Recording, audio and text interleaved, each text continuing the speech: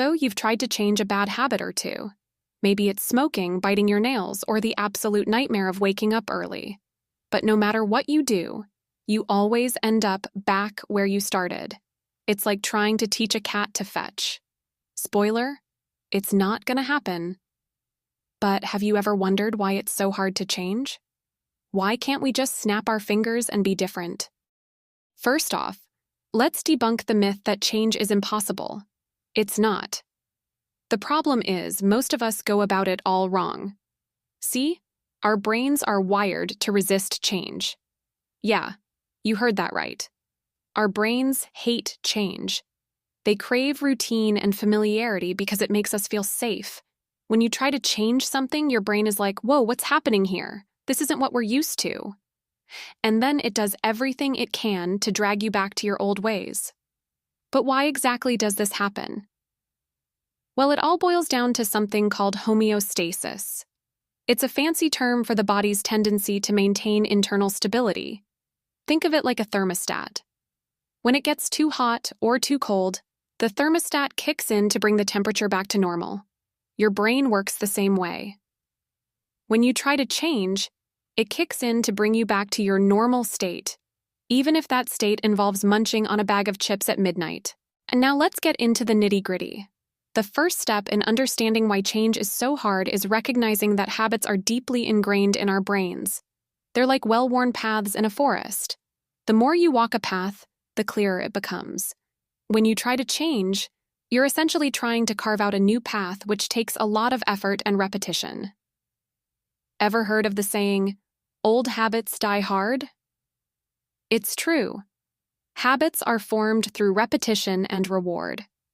Every time you do something and it feels good, your brain releases a little hit of dopamine, reinforcing that behavior. Let's take a moment to talk about willpower. We all like to think we have an unlimited supply of it, but spoiler alert, we don't. Willpower is like a muscle.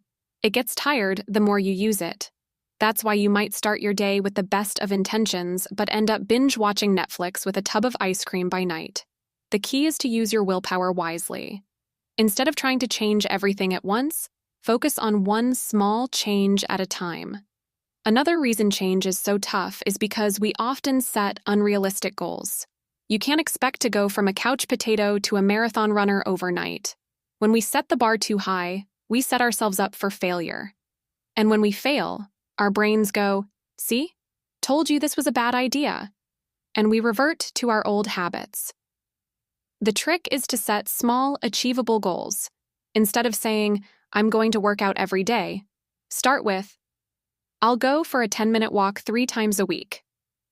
Small wins build momentum and make change more manageable. But wait, there's more.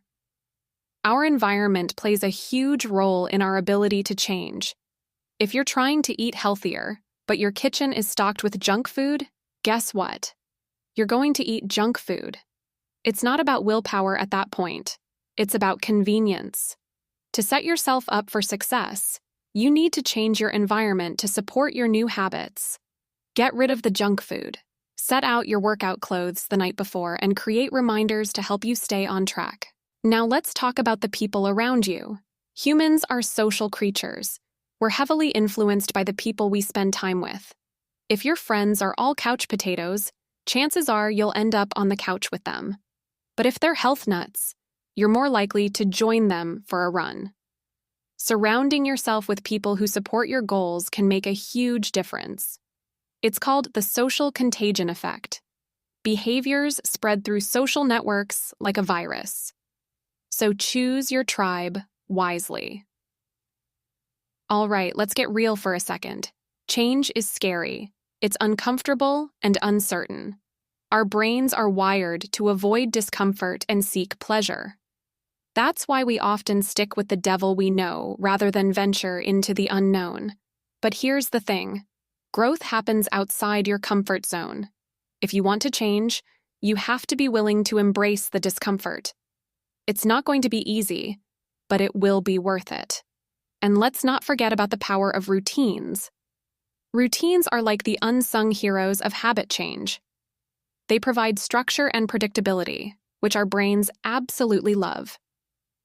Think of routines as the scaffolding that supports your new habits. To create a new habit, you need to attach it to an existing routine. For example, let's say you want to start reading more. Instead of just saying, "I'll read at some point," tie it to something you already do regularly. Have a cup of coffee every morning, great. Right after you pour your coffee, sit down with a book for 10 minutes. This way, your brain starts to associate the new habit with something that's already firmly in place. Over time, the new habit becomes part of your routine, and it feels weird not to do it. Lastly, be patient with yourself. Change takes time. It's a process, not a destination. There will be setbacks and slip-ups, and that's okay. What matters is that you get back on track and keep moving forward. Thanks for watching. If you enjoyed this video, make sure to hit the like button, share it with your friends, and subscribe to our channel for more content. Stay tuned for more interesting insights.